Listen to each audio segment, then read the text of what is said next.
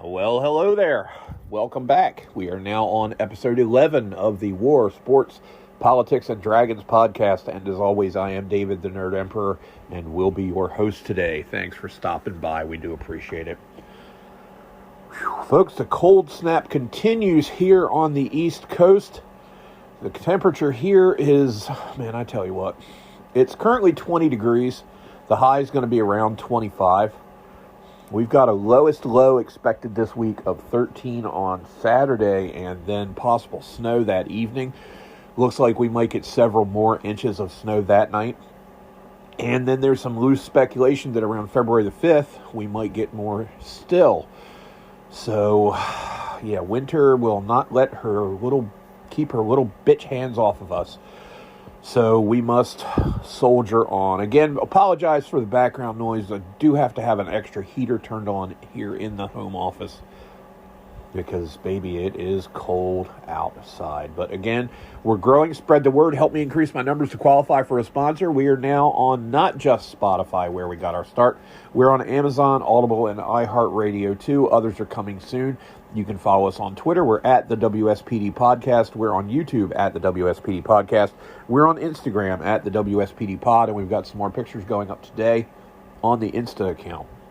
On Patreon, it's patreon.com/WSPDragons, and that, again, is a work in progress, but we will be having a little bit more free material going up today. I'm putting up the first chapter of my novel, and then we're going to start paywalling things. And if you want to read more, you're going to have to help me out there and subscribe and support. Well, hell, if nothing else, help me pay the electric bill just to run the computer so that I can upload all this stuff.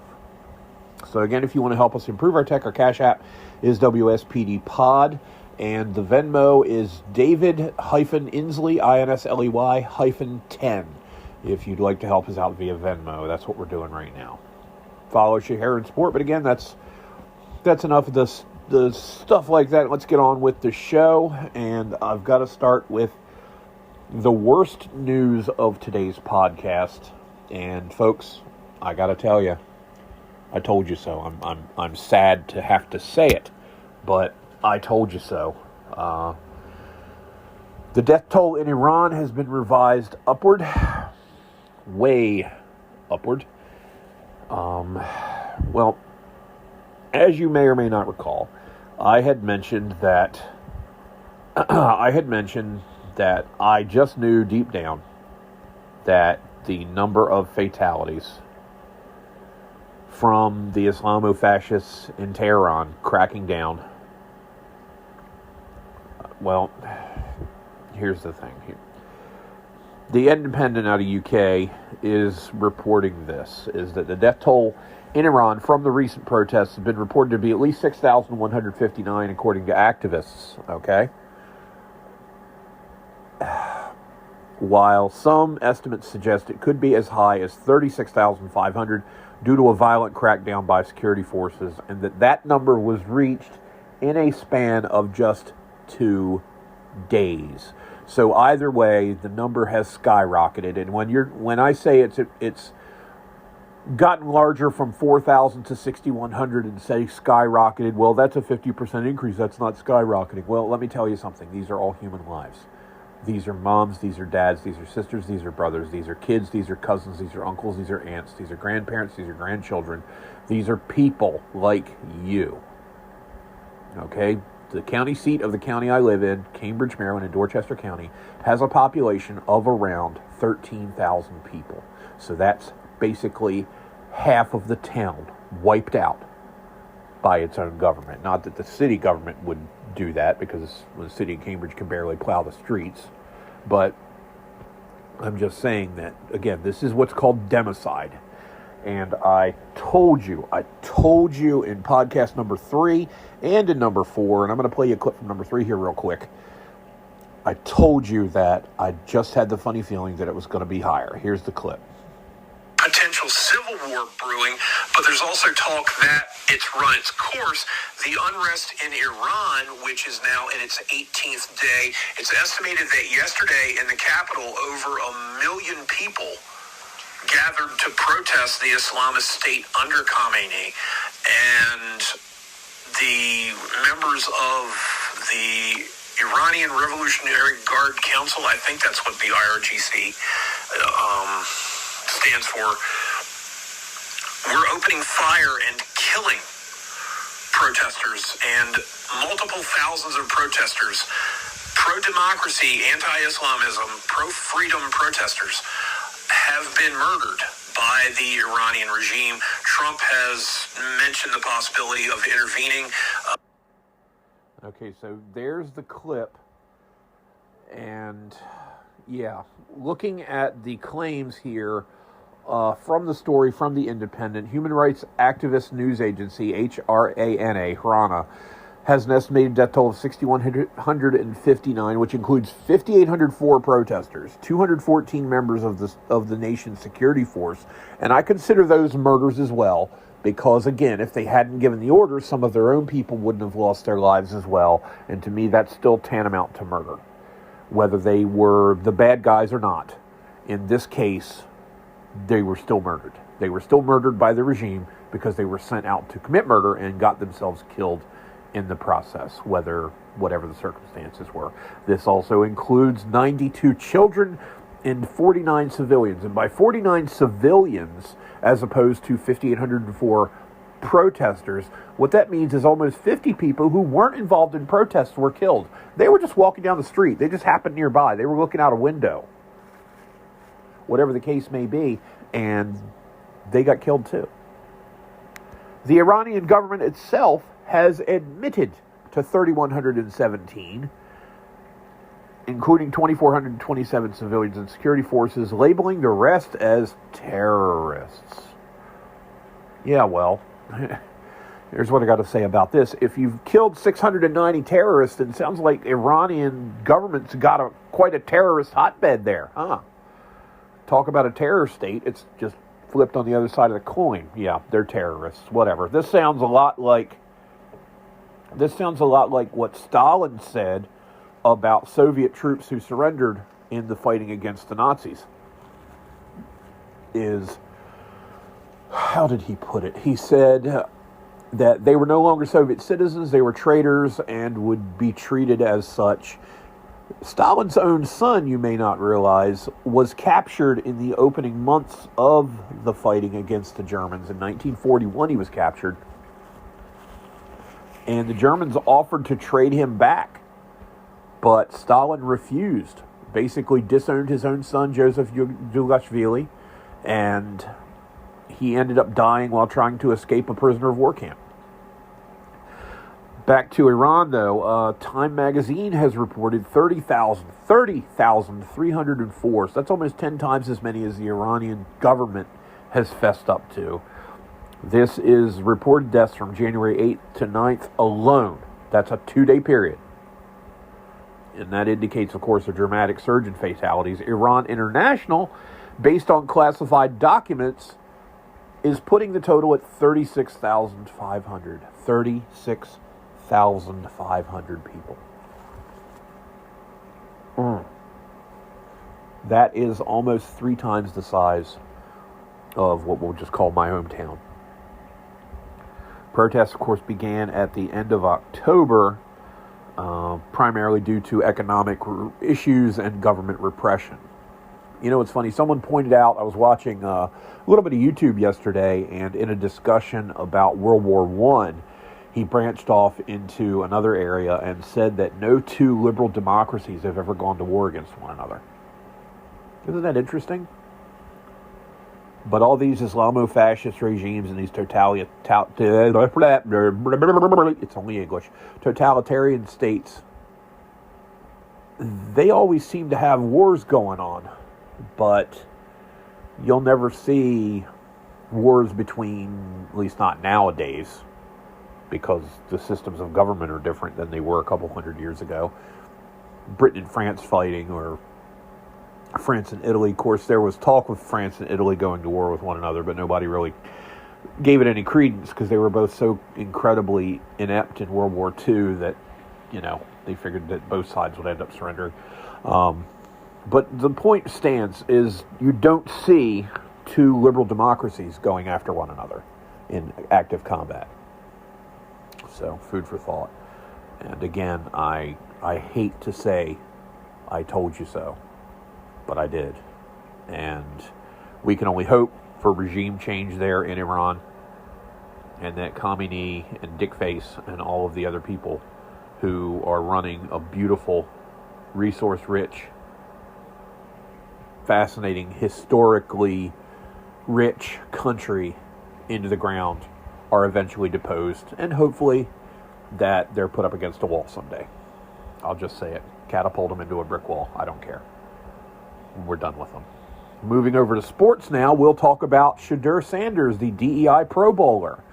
Apparently everybody who was any good is hurt or unavailable for the Pro Bowl, which is basically a football equivalent of a pitch and catch exhibition game that nobody watches on the Sunday between the conference championships and the Super Bowl. It used to be held a week after the Super Bowl, but they moved it back to the weekend between the conference championships and the Super Bowl. And it's basically, they're not allowed to tackle, they're not allowed to rush on punts, they're not allowed to rush on kicks. So it's pretty much a test of how well the quarterbacks can hit wide receivers. The tackling is pretty minimal because nobody wants to get hurt, and it's not really worth watching. I mean, yeah, if you want to watch 100 points on the board because nobody's covering anybody on deep routes, then yeah, that's the way to go. But Shedeur Sanders, who had seven touchdown passes during the year, but 10 interceptions, that's called being upside down. And if you're upside down on your TD-INT ratio, it means you did not have necessarily a good year. He threw for around 1,500 yards as well. He didn't start every game for Cleveland, but he played a significant portion of the year. In quarterback rating, in QBR, there's quarterback rating and then there's passer rating. We're going to go over both. His quarterback rating was 18.9. Of the 42 people who qualified for a full season quarterback rating in the NFL this year, he ranked 41st. So there was only one quarterback that saw significant time during the 2025 NFL regular season who had a crappier year than Deion Sanders' Nepo baby kid. Now, he might have gotten into the NFL based on his ability, but he did not get into the Pro Bowl based on his accomplishments. And anybody that says otherwise is simply an ass-kissing moron. That's just a fact of the matter. Okay? To put that into proper perspective, his quarterback rating, again, was 18.9. Shaquille O'Neal, retired NBA star, Shaquille O'Neal's shoe size is a 22. Okay? So his quarterback rating was a shoe size. His passer rating, which is computed differently, was in the 60s, but it was still below room temperature. And of the, let me see if I get this number right. I don't have it in front of me. Of the 496 quarterbacks who have made 200 or more pass attempts since 2005, of the 496, Shedeur Sanders ranks 492nd. So that means that in the last 20 years, there have only been 4 quarterbacks who've had a worse performance than him. But he's on the Pro Bowl roster. And again, it's nepotism, and it's the hope that they can elevate a mediocre player above his earned status, largely because I think of who his father is. His father, of course, is NFL star Deion Sanders, who was a great defensive back for Atlanta, San Francisco, Dallas, and is now coaching college football with, Colorado? It's pathetic. It really is. Considering that Trevor Lawrence, who is the quarterback for the Jacksonville Jaguars, who went 13-4 and won the AFC South, Cleveland had a miserable losing record and was not really in the race for the AFC North. Anyway, Lawrence was not put on the team. Shedeur Sanders was. And there are 5 other quarterbacks who had vastly better years for the AFC alone who will not be taking part in the game due to injury. So if you think Shedeur Sanders is going to set the world on fire, or did set the world on fire, or that he actually earned what he got, no. I hope he gets better, because I would really be pleasantly surprised if the Cleveland Indians, God, I'm on the wrong sport, if the Cleveland Browns didn't suck next year and perennially. That would be a wonderful change of pace, just like if the New York Jets did not suck. They have not won the Super Bowl since 1969, and quite honestly, as I've said before, if football was a religion, New York Jets fans would be a death cult. Think Thulsa Doom from Conan the Barbarian, okay? Just throwing themselves off a cliff every year. Anyway, that's going to wrap up that part of it. And then we have some really interesting news about, Canada. I can't sing, I'm sorry. But Canadian snowboarder charged with being basically a drug kingpin in the United States.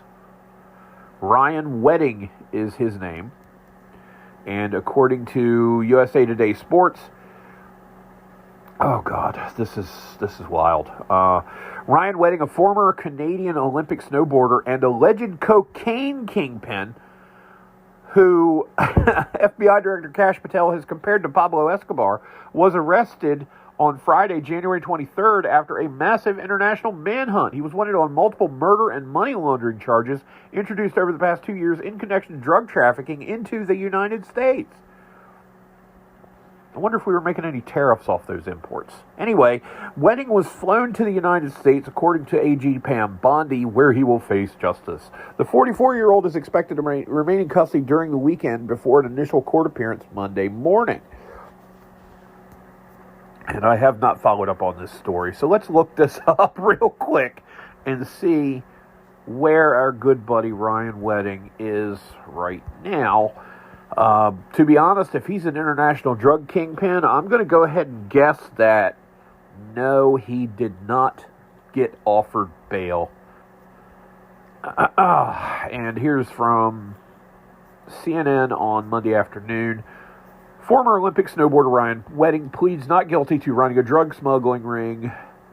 Dateline, Santa Ana, California. A former Canadian Olympic snowboarder pleaded not guilty to running a billion-dollar drug trafficking ring and orchestrating multiple killings as one of the FBI's top fugitives. He was on the FBI's most wanted list during all this, by the way. Made his first U.S. court appearance Monday since he was arrested in Mexico last week and flown to California. U.S. authorities say that Ryan Wedding, who competed in a single event for his home country in the 2002 Winter Olympics in Salt Lake City, Utah, had been hiding in Mexico for more than a decade. He was added to the FBI's 10 most wanted fugitives list last March when authorities offered a $15 million reward for information leading to his arrest and conviction. I wonder if anybody's ever been paid these exorbitant rewards that get offered for things like it. If so-and-so who is, a murderer and run drugs and so on and so forth, and he gets caught based on a tip from somebody, I wonder if the tipster actually ever sees that cash. I'll bet you dollars to donuts that it's a pretty rare occurrence. Because, I just don't trust the government in anything at all. They don't keep any promises. Anyway, his drug trafficking group, they should say his alleged drug trafficking group, anyway, was the largest supplier of cocaine to Canada, according to a 2024 indictment in his home country, where he faces separate drug charges dating back to 2015. Well, the question I have there is, why wasn't he extradited to his home country first? But then, to be honest, Canada is our lapdog, and Trump said, no, we'll take him from here. And Canada's like, okay. Mexican officials said he turned himself in at the U.S. Embassy in Mexico City last week. Wow, he turned himself in. And was flown to Southern California after a year-long effort by authorities in the U.S., Mexico, Canada, Colombia, and the Dominican Republic to arrest him. Wow, he's all over the place for somebody that's supposed to be in hiding. When speaking to reporters Monday outside the federal court in Santa Ana, which is, of course, south of L.A., basically when you're at Mexico and you head north into California, you have, in major cities, you have San Diego is right along the border. Right across the border from San Diego and Mexico is Tijuana or TJ. And a lot of our sailors would go across the border on the weekend for some fun in Tijuana. So anyway, you go north from Tijuana, you go to San Diego, and then the next major city north is LA, which is a huge, sprawling metropolis of multiple millions of souls. I want to say 6 million people. And it is truly an asphalt and concrete jungle for miles and miles in every direction. Small town people like me, I couldn't live in LA. Nice to have all those amenities, but nope, too many people, too much crime. I'm not gonna do it. And then you go farther north, that's SoCal, Southern California. Then once you get into the farther northern sections, you get up to San Francisco, and across the bay from that is Oakland. And those are the biggest of the major cities in California. And San Francisco to LA is, I want to say, 300 plus miles. So it's a bit of a hike. So Santa Ana is between LA and San Diego, but it's closer to LA. Anyway, when speaking to reporters Monday outside the federal court in Santa Ana, South Los Angeles, Wedding's defense attorney Anthony Colombo disputed that his client had turned himself in Mexico and said he was living in Mexico, not hiding out there. He was arrested, Colombo said after the brief hearings, offering no further details. He did not surrender. Colombo said his client was in good spirits, but added that this has been a whirlwind for Mr. Wedding. Yeah, well, I mean, he might have been strung out on coke. I imagine things get blurry. Federal prosecutors declined to comment after the hearing. Wedding was scheduled back in court February 11th, and a trial date was set for March 24th.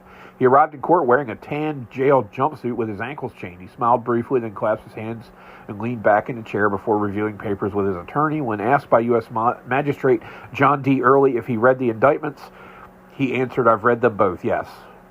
The judge ordered him held in custody, saying he could not immediately find conditions that would ensure public safety or Wedding's appearance in court. There you go. He said he would consider bond if Wedding seeks it later. Yeah, I would consider it, and then I would tell him to enjoy the shower and don't drop soap. Mexico has increasingly sent detained cartel members to the U.S. as the country attempts to offset mounting threats by U.S. President Donald Trump, who said last month U.S. forces will now start hitting land south of the border to target drug trafficking rings. And I can tell you with absolute certainty that we already have operatives in Mexico going after the cartels. I am as certain of it as I am of the fact that the sun will rise in the east tomorrow. We've had them there for years. It's not just been Trump. Just this time, it's been stepped up and more resources are being allocated to it. Wedding was indicted in 2024 on federal charges of running a criminal enterprise, murder, conspiring to distribute cocaine, and other crimes. The murder charges accuse Wedding of directing the 2023 killings of two members of a Canadian family in retaliation for a stolen drug shipment and for ordering a killing over a drug debt in 2024. Last year, Wedding was indicted on new charges of orchestrating the killing of a witness in Colombia to help him avoid extradition to the U.S. He was previously convicted in the U.S. of conspiracy to distribute cocaine and sentenced to prison in 2010. Online records show he was released from the Bureau of Prisons custody in 2011. So he did a year for conspiracy to distribute coke and then came back out, and look what he's done. Gosh, guys, I wonder if we were to crack down on these people and give them harsher sentences, if it might save lives. Golly, I don't know. Let me do some thinking on this one. So, to be honest, I think that the judge who gave him a lenient sentence should be just barred. Yep. It's about time we started having repercussions with the whole judicial immunity and qualified immunity for cops to an extent. We need to start looking at this stuff because there's a lot of abuses of power going on. The 2024 Canadian indictment says Wedding's group obtained coke from Mexico or from Colombia and worked with Mexican cartels to move drugs by boat and plane to Mexico and then into the U.S. using semi-trucks, the indictment said. It said the group stored cocaine in Southern California before sending it to Canada and other U.S. states. Again, another reason I wouldn't want to live in San Diego or L.A. San Diego, maybe, because I always loved Tony Gwynn and liked the Padres, and there's a huge naval base there, and I could get to see the Navy ships from time to time, but I don't think I'd want to live in L.A. L.A. is the most isolated spaceport of California. wretched hive of scum and villainy. So that's it from the world of snowboarding, when the biggest headline made in the sport in the last 10 years has been an Olympic participant being charged as a drug kingpin. Another sport that, quite honestly, I don't see the point to. Now, the most ridiculous sport out there, by far, is curling, because it's just a way for pampered, affluent white women to find something to do to make themselves pretend they're athletes.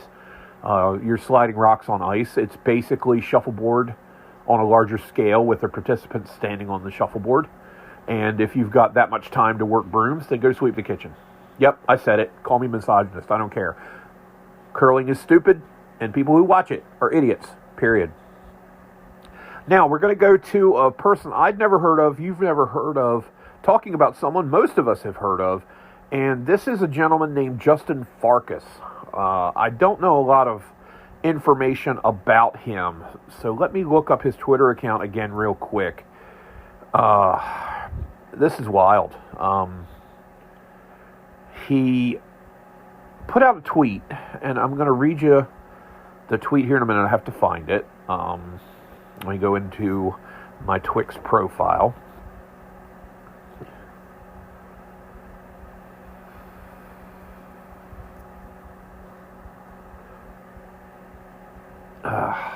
Hold on.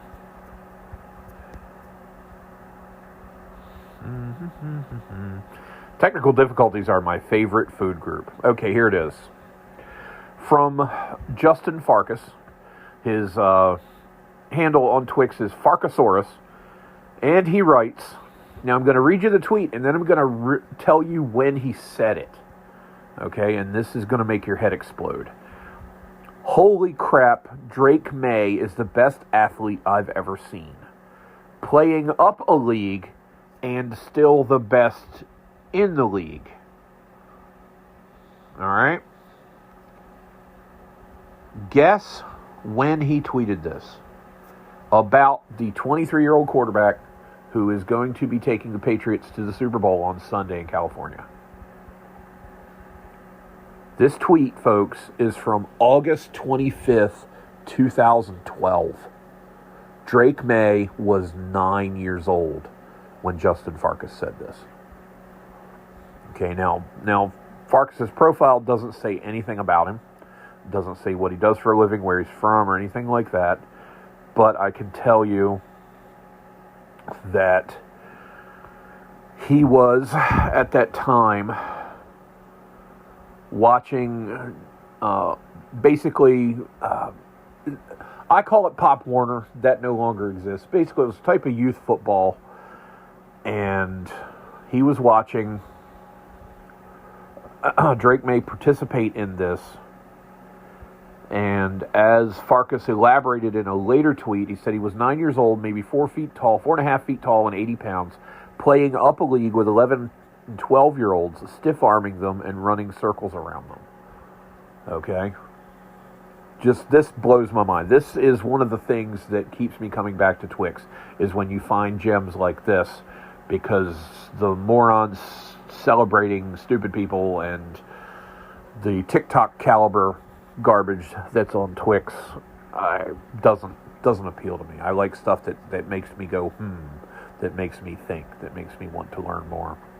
So, yeah, congratulations to Justin Farkas for basically proving he could have been an NFL scout if you sent him to cover the 9-year-olds. So, anyway, congratulations. Next, we have stupid football news. And combined with, combining this with the Shedeur Sanders nonsense, this basically kills what remaining credibility I think NFL has. My God. We'll go with this.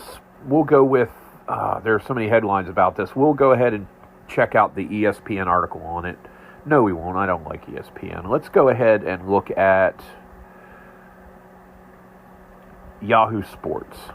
Bill Belichick, who coached the Patriots to 6 Super Bowl victories and is currently coaching in college, has been out of the NFL for 6 years. And when you're out of the NFL for 6 years, you can be eligible for being voted into the Football Hall of Fame.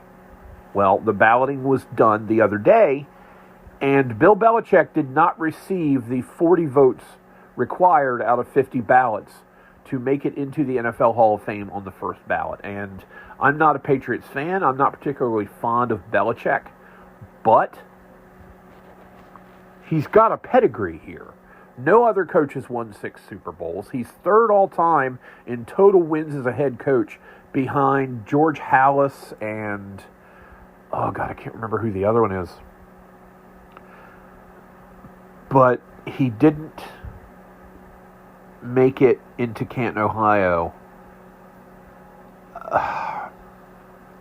As Yahoo Sports reports, and this article is by Jack Baer, overall, Belichick falling short of the Hall of Fame says a lot more about the Hall of Fame than it does about Belichick's legacy.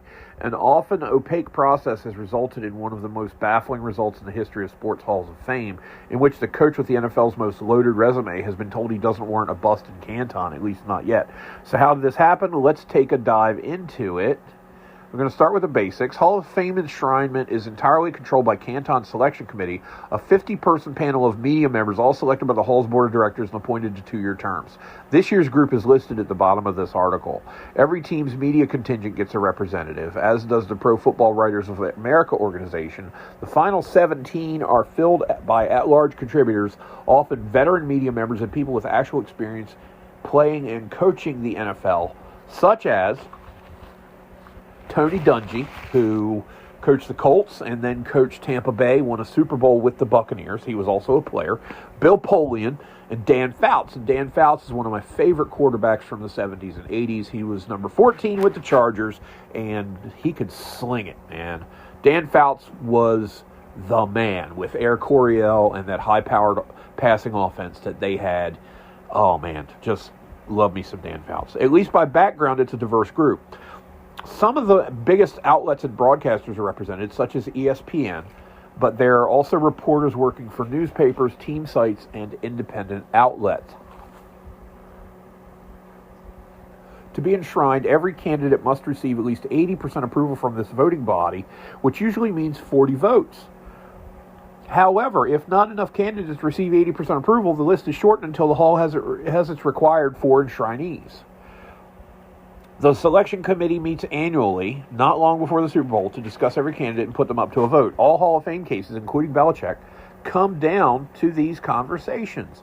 Before that, though, there's a lengthy process of narrowing down an enormous list of potential names. Occasionally, any fan can nominate a player or coach by writing to the Hall of Fame. In practice, the construction of the list is determined by the selection committee with preliminary lists. I'm trying to read too fast. With preliminary lists compiled over the course of the summer. By October, there's a list of 25 or 26 semifinalists. By December, there are 15 finalists. That's just modern era players, though. For coaches as well as contributors and seniors, there is a blue ribbon committee compiled from 9 members of the 50-person voting body. The group is charged with selecting one coach to nominate this year. They obviously every year they get to nominate one coach. This year it was Belichick. In 2024, the Hall made a number of changes to the process. Most notably, it separated out that specific coaching category. Okay? So coaches were not in and of their own thing at one point. They were a part of something bigger. Before, coaches had to compete with NFL owners and executives for consideration in the contributor category. Okay, so they got broken off into their own category, and I think that can be a good thing, because then you're going to get a coach in every year. I'm not a big fan of owners being put in the Hall of Fame. You know what I mean? Because that's basically like Muammar Gaddafi giving himself a medal. I know that's a terrible analogy, but if you own a franchise, if you own 3% of the league, and then the league puts you in the Hall of Fame, that just sounds crooked as hell. It sounds like a conflict of interest, and it sounds like somebody just giving himself a Benny because he can. And I know that's not how it works. It just doesn't pass the smell test, though. So, anyway, moving on in the article. by Mr. Bear. Also, the Hall made it so coaches had to wait only 1 year after retirement to be eligible. It was thought, so yeah, my mistake when I said Belichick was out for 6 years. He's only been out a couple years. It was thought at that time that would mean quicker enshrinement for Belichick. So what happened with this vote? Well, that's even more complicated. As voter Mike Sando laid out, the process of deciding whether a coach should be in the Hall of Fame is even more complex than the above mechanics. In actuality, Belichick was competing with other nominees from the Blue Ribbon Committee categories of contributors and seniors. Now, seniors, when they're talking about seniors, what they're saying there is take, I don't know, we'll just think of a player like, I don't know, let's say Derek Thomas. I don't think Derek Thomas is in the Hall of Fame. Derek Thomas was a linebacker for the Buccaneers who had some great years, had some great games. I think he had 8 sacks in one game one Sunday or Monday night and set an NFL single-season record for it. He's passed on now, but he won a Super Bowl, I think, with the Bucs in 2002 when they basically beat the Raiders' brains in a blowout game. And let's say that he's eligible for the Hall of Fame in 2010. And by the time of the window for him being voted into the Hall of Fame has passed, he didn't make it. He didn't get enough votes. Well, then he's considered sort of a senior. In Major League Baseball, it's the Veterans Committee. And what that is people from long past who might not have been eligible because the Hall didn't exist, or who didn't make the vote during the original window of eligibility, are then put on the Veterans Committee for consideration. So this is analogous to that. This year, those people were Ken Anderson, Roger Craig, and L.C. Greenwood, senior players up for consideration. And in an incredible twist of fate, Patriots owner Robert Kraft, who isn't he still alive? Okay, so that's 5 guys looking for 80% approval among 50 people. However, that voting body, now, Ken Anderson was quarterback for the Cincinnati Bengals and lost Super Bowl 16 to the 49ers. Roger Craig played on the 49ers team that beat them, I think, and was a running back. L.C. Greenwood was, I want to say, a linebacker with the Pittsburgh Steelers. So these guys have, considerable resumes. I think Ken Anderson was NFL MVP 1 year. And they're decent candidates.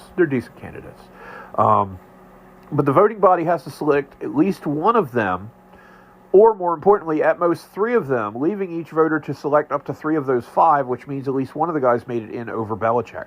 That creates some fun possibilities here. Possibility number 1, a bunch of people assume Belichick was already in. But that's a stupid argument, because if he was already in, he wouldn't be up for vote right now. But anyway, let's say you're a voter who really likes Roger Craig or L.C. Greenwood. You want them to get in, and you assume there's no possible world in which Belichick doesn't make it.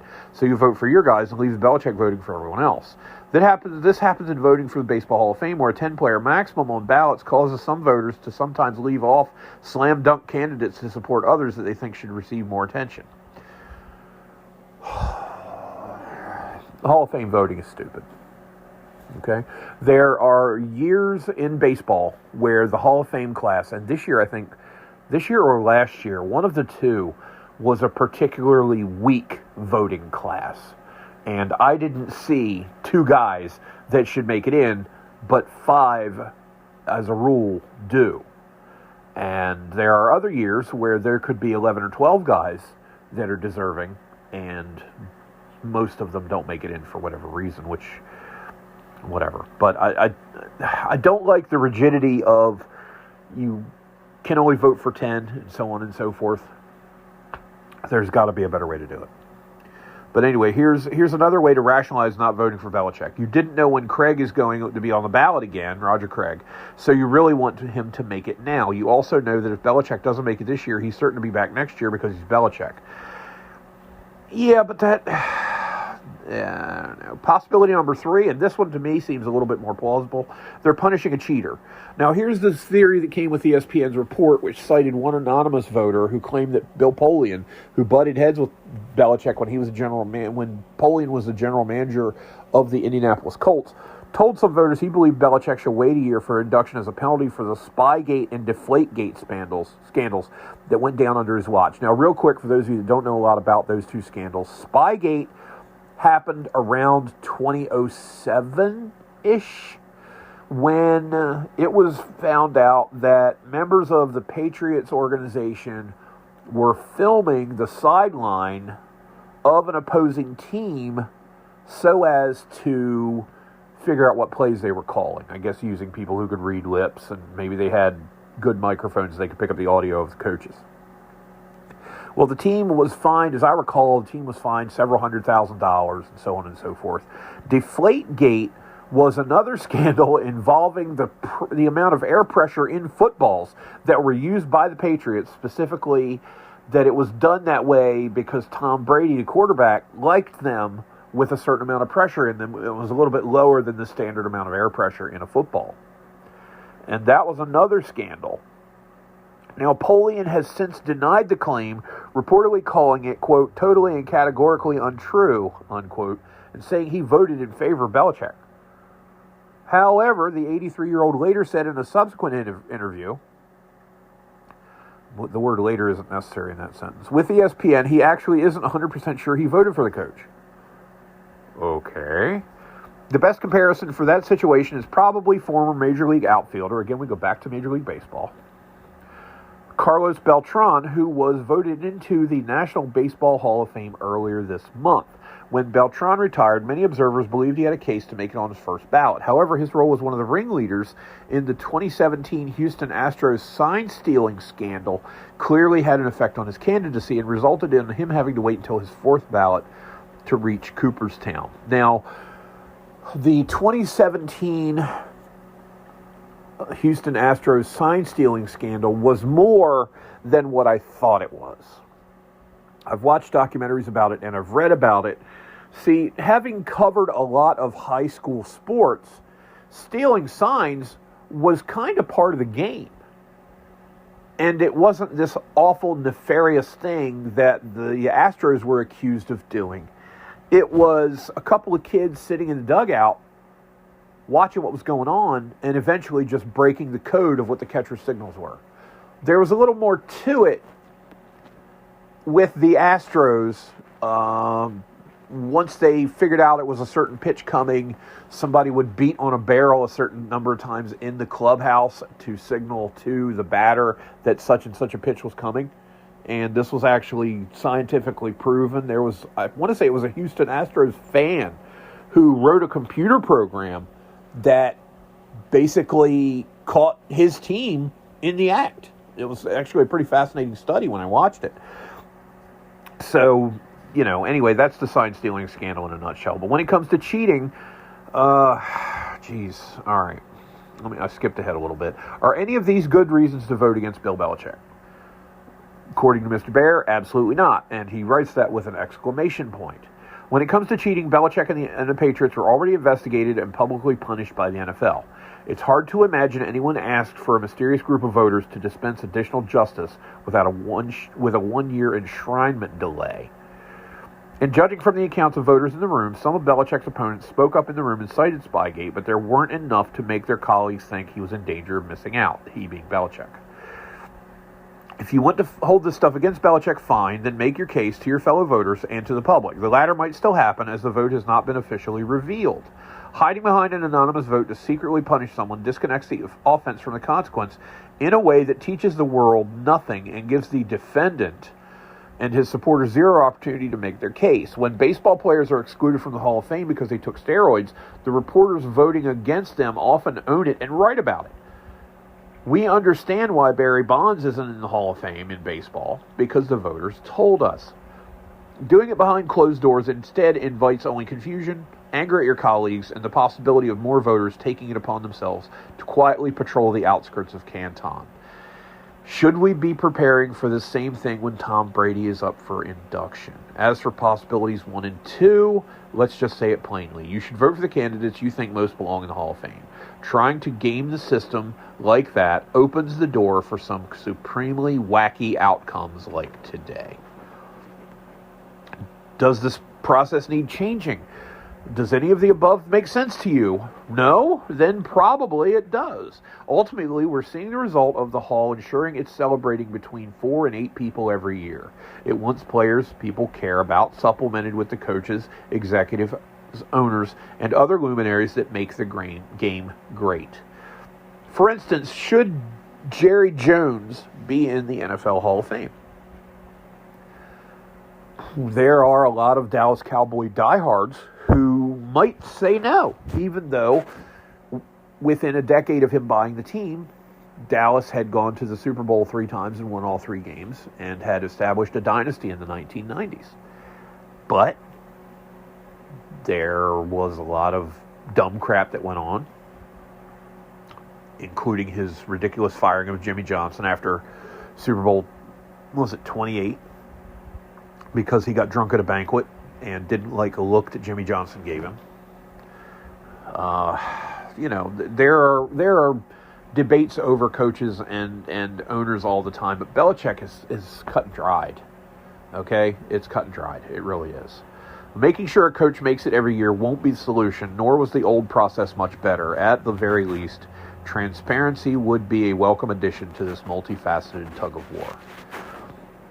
Do we know which voters voted for or against Belichick? As of Tuesday evening, last night, none of the 50 voters have come forward about voting against Belichick. However, some have come forward to make it clear this isn't on them. According to Mike Sando, and we've actually had Mike Sando mentioned in this earlier, he writes for The Athletic.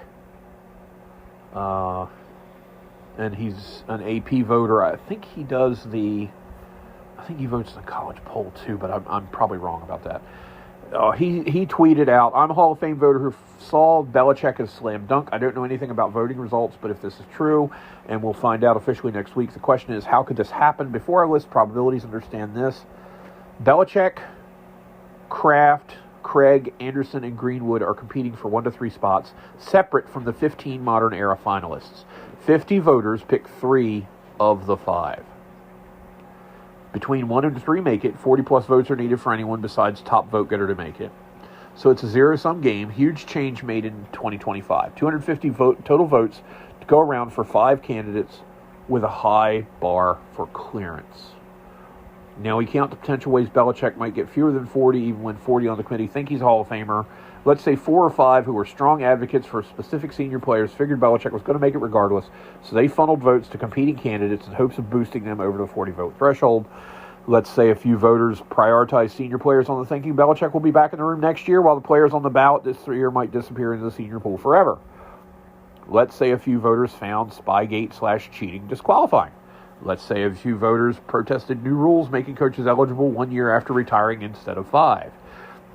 That last one is kind of a stupid argument, but people argue stupid things all the time. Whatever the case, I would see this as a repudiation of the new voting rules implemented for 2025, not of Belichick or any candidate not making it. There will be changes to the process, I predict. And I honestly hope that Mike Sando is correct on that. And we're going to wrap up the sports section of the podcast and go real quick into, again, we've got some bad news. And this time it's coming from yet another predominantly Islamic country, yet another country run by Islamists, and it's the lovely garden spot of Afghanistan. Now, remember, Afghanistan, we've had troops there from 2001 to 2021 before Biden pulled them out and made a mess of things. And people will argue, well, Trump arranged the deal for the pullout. But the problem with that is that Biden had been in office for 7 months before the pullout took place. And surely he, the most powerful man in the world, could have made an arrangement with these dagger-wielding savages to do a better job than leave behind billions of equipment and scores of Americans at the mercy of Osama bin Laden's buddies. But instead, they screwed up the withdrawal and blamed it on Trump because Orange Man bad, hair sniffer man good. Anyway, Afghanistan has reinstated slavery.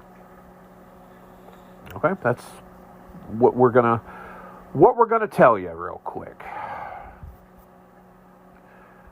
A court in Afghanistan. Let me find the piece again.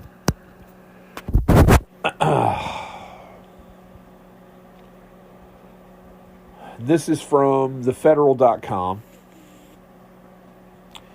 On January 4th, Taliban approved and circulated a new 119-article document titled the Criminal Procedure Code for Courts. Headline: Taliban's new criminal code sparks outrage for legitimizing slavery and social bias. The new code divides Afghan society into 4 social classes, shielding religious scholars from persecution and violating core international rights norms. This story came out at 7:02 this morning, so at the time I'm taping this, less than 3 hours ago. An Afghan human rights body has produced the new, quote, criminal procedure code issued by Taliban-ruled Afghanistan, who are Islamic fundamentalist nutbags, saying it legitimizes discrimination and abuse. The code categorizes citizens into 4 categories, explicitly recognizes slavery, termed gulami or gulam, as a legal status, and grants mullahs and clerics immunity from criminal prosecution. Oh, wow. That's cool. Huh. So, I guess maybe we do have separation of church and state here in the country, don't we? Because I've seen preachers go to jail. Punishments for the same offense in Taliban-controlled Afghanistan will now vary, based on the offender's class. Rawaldari, the human rights body, said. According to Article 9 of the new code, the top spot among the 4 classes will be occupied by the religious scholars or mullahs. If the mullahs commit any crime, they will just be advised, while those at the bottom of the social class will be subjected to imprisonment and corporal punishment, pointed out. On January 4th, and I'm going to stumble over this name, so we'll give him a different one, Taliban Supreme Leader Hibatullah Akhundzada, we'll call him Assface, approved and circulated the new 119-article document, which is intended to regulate judicial proceedings in Taliban-run Afghanistan, which, I don't know if I just mentioned this or not, is the poorest nation on earth. Number 2, Haiti, which isn't run by the Taliban. Instead, it's just run by idiots. The Taliban says overturning restrictions against women is not a priority. Under the code, religious scholars are subject only to advice or admonition for offenses, while the elite class that includes tribal elders and military commanders may be summoned but generally escape imprisonment. The middle class can face jail terms, and those placed in the lower class are subject to the harshest punishments, including public flogging and imprisonment. Flogging is nothing to laugh at, okay? If you're getting 20 lashes with a whip, you could die from that. Okay? You could die from that. The blood loss and the trauma could kill you if they do it, for want of a better way to describe it, if they do it the right way. It's possible that it could inflict mortal wounds. Rawaldari pointed out that the code runs contrary to human international rights. Sorry, let me start over. Rawaldari pointed out that the code runs contrary to international human rights standards such as equality before the law, okay, which people in this country did not have until after the Civil War, presumption of innocence, which we did have thanks to the Bill of Rights, prohibition of torture, which falls under our 8th Amendment for cruel and unusual punishment in the Bill of Rights, and fair trial rights, which is in our Constitution, again, in the Bill of Rights. That's a 6th Amendment thing. The code relies heavily on confessions and testimony for proof. Now, talk about equality before the law, that was in the package of laws, 13th, 14th, and 15th Amendments, that were passed as part of the agenda of the Republican Party after the Civil War. Remember, the overwhelming majority of Democrats did not vote for the 13th, 14th, and 15th Amendments, which ended slavery and gave blacks, former slaves, citizenship and the right to vote. Okay? They were too busy forming the KKK and lynching people, something that they did up until, the 1970s? Anyway, the code relies heavily on confessions and testimony for proof, lacks provision for defense lawyers or the right to remain silent, so they can beat a confession out of you, and allows broad discretionary punishments, ta'zir, it added. Following the release of the code, the Taliban received backlash from several human rights bodies across the spectrum. What is striking is that the code bans only specific forms of physical violence that result in bone fractures or the tearing of the skin, which is BS, because if you're flogged, you're going to get cut. Okay? They're not going to whip you with a pool noodle while you have a couple of shirts on. They're going to use something a little bit more potent, and they're going to take your shirt off when they do it. You will get cut. You will bleed. Executions and amputations will resume, says veteran Taliban boss, because what speaks of the peace and prosperity of a nation like cutting off heads and cutting off arms, right? Excuse me. These provisions contradict principles of equality, human dignity, and international prohibitions on slavery, and are far worse than the Middle Ages, said the Supreme Council of National Resistance for the Salvation of Afghanistan, a coalition of political leaders and factions opposed to Taliban rule. Former Attorney General of Afghanistan, Mohammad Fareed Hamidi, posted on X, "It is a document proclaiming the conviction of all citizens," adding that branding people as inferior is a clear insult, a direct assault on human dignity, and a grave violation of human worth, which it is. The code repeatedly uses the term ghulam, or slave, to distinguish legal statuses acknowledging slavery. Article 15 says that in the case of any crime for which a had, a prescribed punishment, has not been specified, ta'zir, discretionary punishment, is ruled, whether the criminal is free or a slave. Paragraph 5 of Article 4 specifies that hudud punishments are executed by the imam, while ta'zir punishments can be carried out by the husband or the master known as a badar. Hudud refers to fixed punishments under Islamic law for specific crimes considered violations of God's rights. The provision has raised concerns by the human rights body about institutionalized domestic violence and slave-like conditions, particularly for women and children, as it enables masters and husbands to enforce punishments. Notably, the Taliban last year banned 140 books written by women and imposed gender restrictions. Now, the next subhead of the article is called UN Intervention, but it's not like they're sending troops. Former National Directorate of Security Chief Rahmatullah Nabil said it provides, quote, politicized religion and rigid interpretations offer no future, said it proves that politicized religion and rigid interpretations offer no future for Afghanistan. The Afghanistan Women's Justice Movement condemned it as legalization of brutality that entrenches gender apartheid.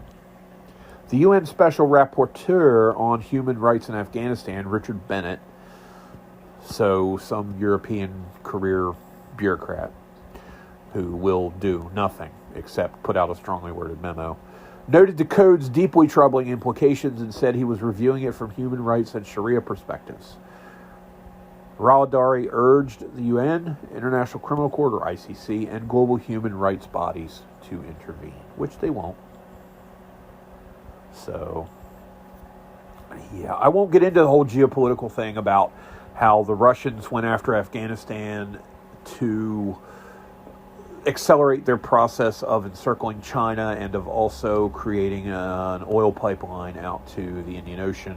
We won't get into all those different conjectures and theories and possibilities and plans. But suffice to say, Afghanistan has been a shithole for centuries and will remain that way. Whew. Now let's talk about the doomsday clock. Anybody here heard of the doomsday clock? The doomsday clock is a fun little device. It's a PR thing.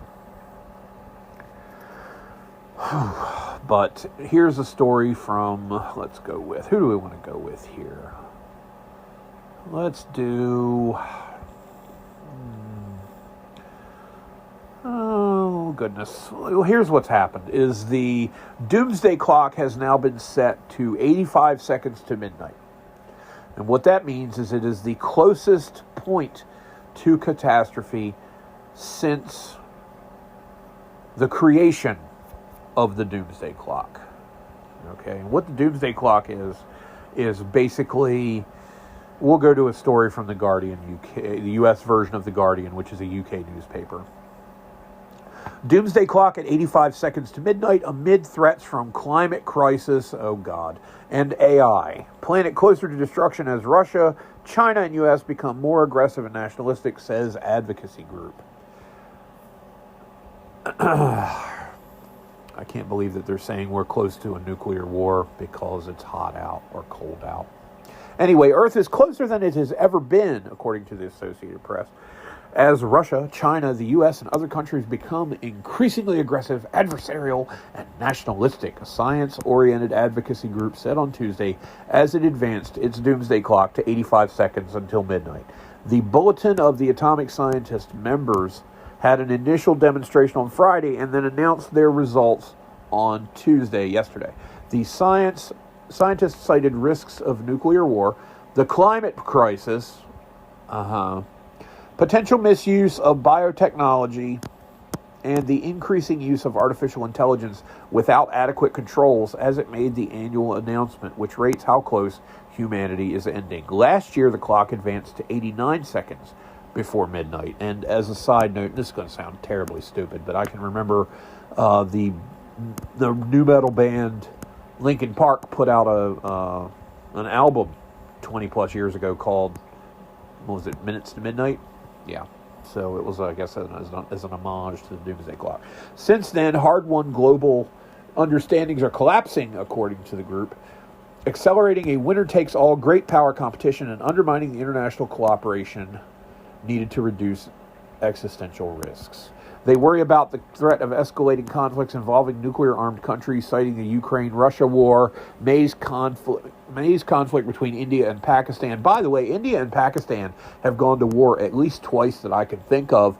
They went to war in, I believe it was 1966, and then they had another brief conflict in 1971. So that is a largely, rule of thumb for that is it's a largely Hindu versus Muslim thing. But there's a huge Muslim population and growing in India, so we'll see how that develops. Cited May's conflict between India and Pakistan and whether Iran is capable of developing nuclear weapons after strikes last summer by the U.S. and Israel. International trust and cooperation is essential because, quote, if the world splinters into an us versus them zero-sum approach, it increases the likelihood that we all lose, said Daniel Holtz, chair of the group's Science and Security Board. And again, I want to apologize for any background noise you're hearing from this heater. This thing makes a ton of noise, and even on a noise reduction mic, you can hear it bleed through. And there's probably an occasional clicking sound. That's actually me nervously ticking my thumb near the microphone, so I apologize for that. The group also highlighted droughts, heat waves, and floods linked to global warming. Yeah, we got 4 inches of global warming just this past weekend, as well as the failure of countries to adopt meaningful agreements to fight global warming. We're back to global warming, folks. It's climate change, it's global warming. When they find out that the IPCC, the International Panel on Climate Change, was lying, Google the word ClimateGate from 2011, lying and fudging the numbers about the world's temperature rising, then they went away from global warming for a while and they're just calling it climate change because that's a nebulous term that you don't have to actually quantify. If it's hot out, it's climate change. If it's cold out, it's climate change. If it's raining, it's climate change. If it snows, it's climate change. If it doesn't snow or rain, it's climate change. Screw you. Okay? Just stop. Just stop. But they singled out Donald Trump's efforts to boost fossil fuels and hobble renewable energy production.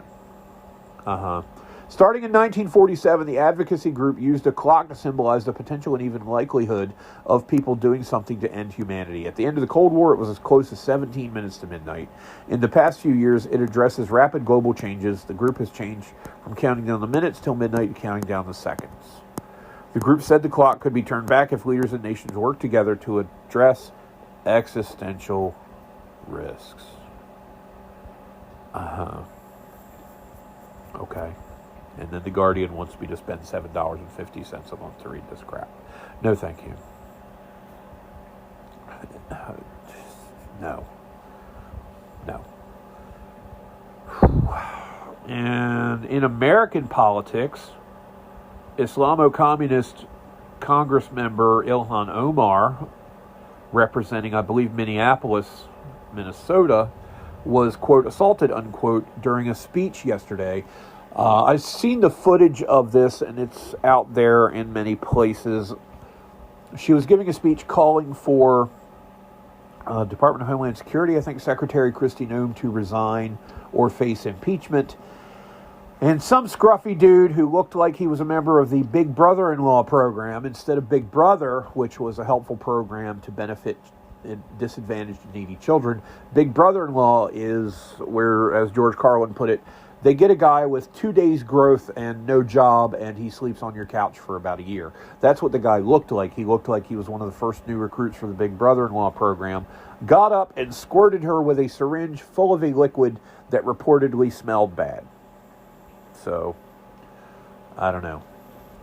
And the whole thing, I've looked at it, kind of looks a little staged, because she's awful calm during everything, and the reaction afterward is, well, she looks at the man that did it and nods at him, and then he gets up and does what he does. So, you be the judge, okay?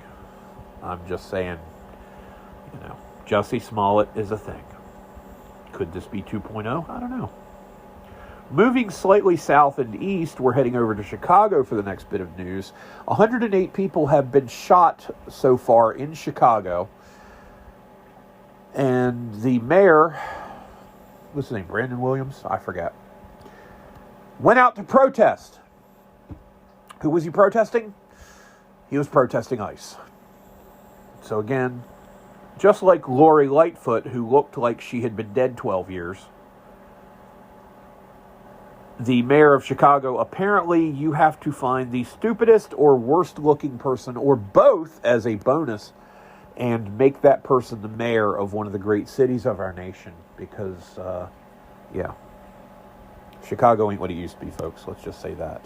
Today also, January 27th, 2026, marks the 40th anniversary of the Space Shuttle Challenger exploding just over a minute after takeoff. Back in 1986, 7 astronauts, including the first Japanese-American to go into outer space, I believe his name was Raymond Onizuka, died. As did, and this is the person that everybody mentions first, the first teacher to be in outer space, Krista McAuliffe, was on board as well. I can remember, if you've listened to previous podcasts, I've told stories about Doc's Quick Shop. I was actually over at Doc's Quick Shop. Before I was officially employed there, I was unofficially employed there. They didn't pay me in money. They paid me in comic books. What I did was I went over there to stock their shelves and fill their soda coolers, and in exchange, they let me grab several comic books to read, because that way it saved them the trouble and the hassle of, doing that stuff, because they were cool about it. They were really cool about it. And I remember collecting a ton of comics and thoroughly enjoyed doing it. And it was my first foray sort of into capitalism. It was more of a barter thing, but I was exchanging services for goods instead of services for money. But that's where I was that day. It was cold here in Maryland. We had snow. School was closed. And a local kid who was several years younger than me, named Roy, ran into the store and yelled out, "The space shuttle blew up." Well, Roy was a notorious pathological liar, so we didn't think much of it at first. And we continued to press him about the subject after that original declaration. The space shuttle blew up. Honest, it really did. And I went home, which was maybe 150 yards from the store to my front door, and found out that he was, in fact, telling the truth. And I sat there the rest of the day watching that. It was, it was bad. And my heart still goes out to those 7 families. In other news, we've got a story about 11 people murdered at a Mexican soccer pitch. Gunmen kill 11 after soccer match in Mexico. This is from the New York Times. The mass shooting occurred in an area fought over by drug cartels. Oh gosh golly, wasn't it me saying that 70% of the country was run by the cartels? Why, yes, it was. This is from Jack Nikas, reporting from Mexico City. And you can also lay this article in Espanol if you wanted to. You could read it in Spanish. There's a link to click. But we won't. We'll lay this in English. Gunmen opened fire on a crowded soccer field in Mexico on Sunday, killing 11 and injuring 12. That should be wounding. I hate using the term injured when you're talking about somebody who's wounded by gunfire. They're not gunshot injuries, they're gunshot wounds. In an attack that appeared to highlight the persistent violence from the nation's cartels despite the government's effort. Gunfire hit people who were socializing after a soccer match, according to local officials, capping a particularly violent period in Salamanca, a city of 275,000 in the central state of Guanajuato. Guanajuato, as I recall, Mexico City is actually really far south, the capital in Mexico. This is slightly to the north of Mexico City. Another incident left 5 people dead in Salamanca on Saturday, and a week earlier, authorities disarmed an explosive device at a state-owned oil facility there. According to Cesar Prieto, Salamanca's mayor, in a video address on Sunday night, he said, quote, "We are going through a dark moment, a serious breakdown of our social fabric. Sadly, criminal groups are trying to subdue the government, something they will never achieve." I hope he's right. Guanajuato had Mexico's highest number of murders last year with 2,035 intentional homicides. That violence has been largely driven by a turf war between a local cartel and the Jalisco New Generation Cartel, which is Mexico's most powerful criminal group. Salamanca in particular, by the way, a lot of cities in Mexico are named after cities in Spain. Salamanca, there is a beautiful city named Salamanca in Spain. As Guadalajara in Mexico, there's also a Guadalajara in Spain, and again, a beautiful historic city. Anyway, Salamanca in particular lies near a border that separates territory controlled by each group and is also home to an important oil refinery. Great, another excuse to hike up oil prices. Both cartels want to control Salamanca to aid their drug trafficking and fuel theft businesses. So they're not just running drugs, they're stealing fuel. Massive quantities. Reports I've read have been thousands and thousands of barrel equivalents of fuel being taken from these places. And it's not just them out and out stealing it in some cases. Sometimes they have inside help. Because what are you going to do? Somebody comes up to you and says, "Hey, I'm from the drug cartel. We're stealing the fuel from this refinery. We can either pay you to help us, or you can wind up dead." What are you going to do? Tough choice. So anyway, local officials said they were investigating Sunday's shooting, including whether either cartel was involved. Well, duh. President Claudia Sheinbaum of Mexico, who has defended the success of her security strategy, told reporters on Monday that her administration was in close touch with Guanajuato authorities to find those responsible. In a statement, the governor of Guanajuato, Livia Denise Garcia, called the attack an unacceptable act and said that state and security forces were stepping up security. The mass shooting is an especially unwelcome development for the Mexican government, which has been carrying out an aggressive campaign against drug cartels in an effort to show the White House that it is serious about stopping the flow of drugs to the U.S. Now, I'm not going to discredit the Mexican government's effort to crack down on the cartels based on this incident, but the problem is this isn't the only incident. As I just read, over 2,000 people just in one part of Mexico, in one district, Guanajuato, there were 2,000 murders. That's bad. Chicago has several hundred a year, so it's 5-6 times as bad as Chicago in terms of total murders. President Trump has been threatening land strikes against the cartels in Mexico for months, saying the groups run the country. President Sheinbaum has repeatedly said that a unilateral strike would be a violation of Mexican sovereignty. Recently, more specific threats from Trump, as well as the capture of President Nicolas Maduro of Venezuela, have heightened fears among Mexican officials that Mexico could be in the crosshairs next. The Trump administration has been pushing Mexican officials to allow U.S. forces in Mexico. But again, I can tell you, we've got people there already, I'm sure. In response, Mexico has been eager to hit the cartels harder, hoping it could stave off any U.S. action. In recent days, Mexico announced the capture of several highly sought-after criminals, including our boy that we talked about earlier, the Canadian Olympic snowboarder. Mexico also transferred 37 accused criminals to the U.S. last week, so they did extradite a bunch as well. The government's efforts have helped lower the number of homicides by more than 20% in Mexico compared with a year prior, according to the Sheinbaum administration. Well, dear God, if it's a 2,000 this year and that's 20% lower, that means there were 2,500 the previous year. Whew. It has focused much of its firepower, the government of Mexico, on the Sinaloa cartel, which is based in the western part of the nation, and has succeeded in significantly weakening the group. But security efforts have said that at the same time, the Jalisco cartel has strengthened its grip. So they're basically playing whack-a-mole. They knock one down and another one pops up stronger. That includes the other parts of the country where Jalisco has strengthened its grip, includes Guanajuato. Homicides in the state dropped over the second half of last year, but the fighting between the Jalisco cartel and the Santa Rosa de Lima cartel, which is the local group, has meant the killing has continued. The soccer field where the shooting occurred Sunday is a popular gathering point in the community, with matches drawing large crowds each weekend, said Orlando Arredondo Gallardo, a Salamanca government spokesman. There are children, there are food stands, everyone attends, especially on Sundays, which is when it's more family-oriented. The 12 people wounded in the shooting include a woman and a child. David Shortell, Emiliano Rodriguez Mega, and Miguel Garcia Lemus contributed to the report. Jack Nikos is Times Mexico City bureau chief, so he collaborated with 3 of his people to put this together. Oh, Lord. May you live in interesting times, they said. Sad facts of the world. And that gives me the perfect segue to our sad facts segment. Every year, statistically speaking, from 250 to 300 people are murdered by illegal immigrants. You see no protests from American Democrats about Kate Steinle or Laken Riley or Jocelyn Nungaray.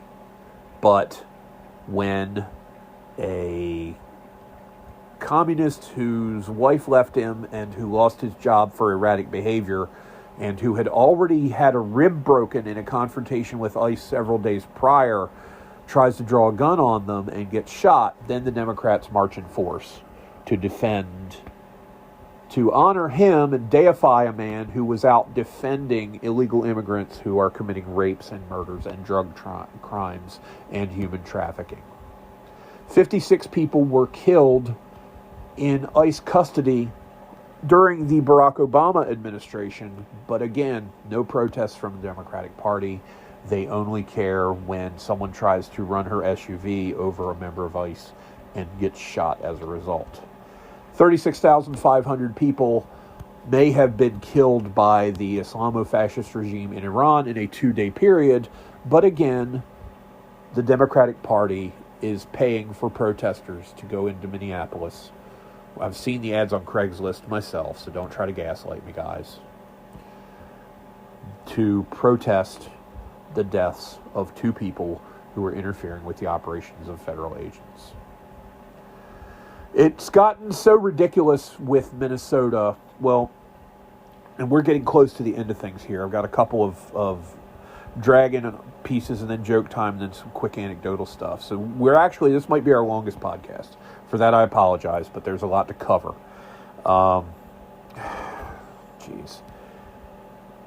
Tampon Timmy, Tim Walz, the governor of Minnesota, the incompetent idiot who has spent more time in China than Jackie Chan,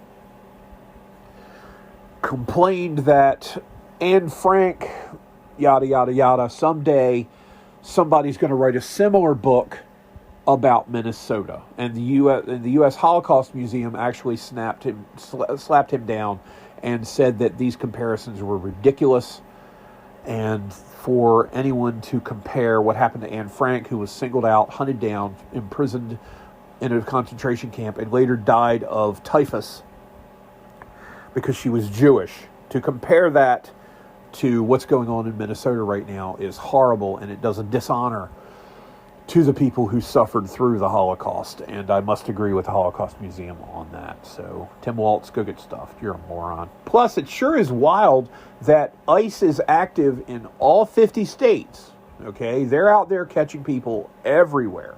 They've been in the local towns here a few times. They've actually been down to this little teeny rural community a ways from where I live called Hooper's Island and arrested people there. And, okay, now, I lived on Hooper's Island when I was an infant, from the age of several months old until just before I turned 3. My parents lived on Hooper's Island. It's out there. It's in the sticks, okay? It's 25 miles out in the country from Cambridge, and Cambridge is a town that's not exactly... If US 50, which runs from basically the Bay Bridge to the beach, didn't run through Cambridge, Cambridge would be a real backwater. But anyway, Hooper's Island, in the middle of nowhere, there have been ICE agents there. Okay, they have been all over the place. Flagstaff, Arizona, Minneapolis, Tampa, Florida, Denver, Seattle, New York, Boston. They're trying to get them in basically every city in the country to do their jobs, because there are, by many estimates, 40 million illegal immigrants. The claim of 11 million illegal immigrants is garbage. I heard that number in 1995, for crying out loud. So if there are still only 11 million illegal immigrants in the nation, then that means there must be mass graves somewhere, because somebody has killed dozens of millions of them if the number has remained static with the influx of millions more over the course of the last 30 years. I'll just say that. But of all the 50 states, only Minneapolis has all this going on. And it sure is an interesting coincidence that it's happening just as news is breaking of a massive fraud investigation involving Minnesota agencies which may be linked to Tampon Timmy Waltz and to people in the state government, with these fake Somali daycares and all of the benefit fraud that's been going on. Sure is weird that there's all this unrest and a distraction from the main topic of conversation, which is Democrat fraud. Wow, it sure is wild. Wonder why. Huh, what a coincidence. But we're going to move on to the Dragons thing. Yesterday, I forget what day we're on. Daggone it. Yeah, it was yesterday, January 27th, 1974. Happy Dungeons & Dragons Day. Basically, yesterday marks the 52nd anniversary of when they think the Dungeons & Dragons boxed game set, which was 3 booklets in a little white box, or I forget if it was a wood grain box. I forget what the first 1,000 copy print run was, if it was in a brown wood grain box or a white box. That basically the first 1,000 copies of the original rules of Dungeons & Dragons were created or whatever on or around January 27th, 1974. I can tell you from correspondence I had back in the 90s with the late, great Gary Gygax that some of the funding to produce these 1,000 box sets came from a loan taken out on a life insurance policy. One of the people involved in the project was a fellow named Don Kay. His last name was Kaye. And actually, his last initial and Gary Gygax's last initial, GK, helped form a logo for their game company at one point early on in the existence of this entity that became TSR and then got bought out by Wizards of the Coast in the 90s and is now a travesty of a role-playing system under Rainbow PC Woke Hasbro. But anyway, the loan was taken out on Don Kay's life insurance policy. They made enough money to pay the loan back, obviously, which was a very good thing, because Don Kay died within a year or two. I want to say 1975. Don Kay died, and he was pretty young. And eventually, Gary Gygax bought out Don Kay's widow's share of interest in things. So, January 27th, 1974 marks Happy Dungeons & Dragons Day, so a belated Happy D&D Day to all my role-playing buddies. And, let's see, I want to give a quick correction to something I said about Bill Shatner the other day when I was talking about how him eating cereal got more internet traffic than the brand new Star Trek show that came out, Starfleet Special Ed, Starfleet Short Bus, Starfleet Academy. That him eating Raisin Bran got way more internet interest than the show, which aired on YouTube for free. I had said that Bill Shatner had been in 6 Star Trek movies. That is incorrect. He was in 7. He was in Star Trek 1, which was known as Star Trek The Motion Picture, Star Trek 2, The Wrath of Khan, Star Trek 3, The Search for Spock, Star Trek 4, The Voyage Home, Star Trek 5, The Final Frontier, Star Trek 6, The Undiscovered Country, and then in 1994 he joined forces with Patrick Stewart and others and made Star Trek Generations, which kind of bridged the gap between the original series and Star Trek The Next Generation, which is set about 100 years in the future. But thanks to, I think it was called the Nexus, Shatner was able to magically move forward in time, whereupon James T. Kirk, his character, was killed fighting off the bad guy played by, was it Malcolm McDowell, in that film. So it was 7, not 6. Time for jokes real quick. These are dad jokes, I'm telling you right now, so be advised. What kind of sex does a priest get? None. N-U-N. What time are all dentist appointments? Real simple. All dentist appointments are at 2:30. And now we're going to move on to anecdotal evidence. We're going to talk real quick, go back to Sunday's AFC Championship game, because it reminded me of a story that I didn't get a chance to relate on Monday. We had a lot going on Monday, and even though it was a short podcast, I just didn't get it done. When the weather in Denver turned so badly towards snow and all the mess that was falling out of the sky at halftime of the AFC Championship game, it reminded me of a story from baseball, actually.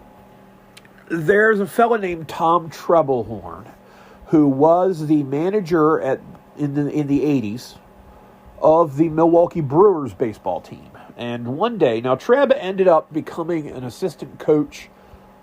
I forget if he worked under Buck Showalter or who, but he ended up becoming an assistant coach on the staff for the Orioles at one point.